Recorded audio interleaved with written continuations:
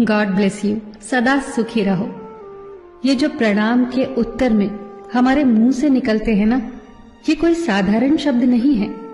ये दुनिया के सबसे कीमती शब्द हैं।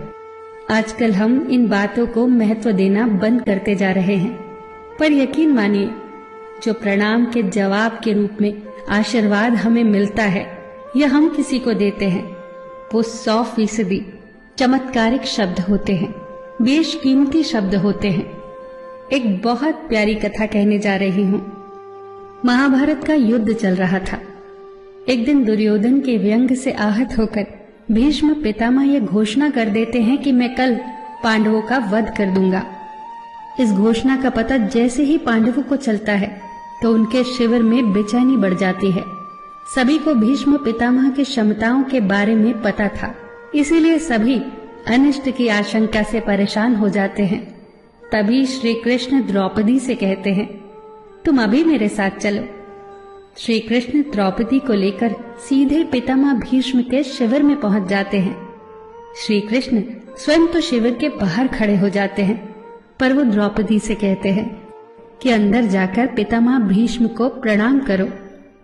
जैसे ही द्रौपदी ने शिविर के भीतर जाकर पितामह भीष्म को प्रणाम किया तो पितामह भीष्म के मुख से द्रौपदी के लिए ये आशीर्वाद निकला, अखंड सौभाग्यवती भव। जैसे ही ये आशीर्वाद उनके मुख से निकला, उसी क्षण उन्हें स्मरण हो आया कि आज ही तो उन्होंने पांडवों के वध की घोषणा की थी और स्वयं ही उन्होंने द्रौपदी को अखंड सौभाग्यवती रहने का आशीर्वाद दे दिया। फिर पितामह भीष्म ने द्रौपदी से पूछा, पुत्री, क्या तुम इतनी रात को यहाँ अकेली आई हो या तुम्हें यहाँ श्री कृष्ण लाए हैं? तब द्रौपदी ने कहा, जी पितामह, और वो शिविर के बाहर ही खड़े हैं। शिविर से बाहर निकलकर दोनों ने एक दूसरे को प्रणाम किया और पितामह भीष्म ने कहा, मेरे एक वचन को मेरे ही दूसरे वचन से काटने का काम केवल कृष्ण ही कर सकते हैं। शिविर से वापस लौटते समय श्री कृष्ण ने द्रौपदी से कहा, तुम्हारे एक बार जाकर पितामह को प्रणाम करने से तुम्हारे पतियों को जीवन दान मिल गया है।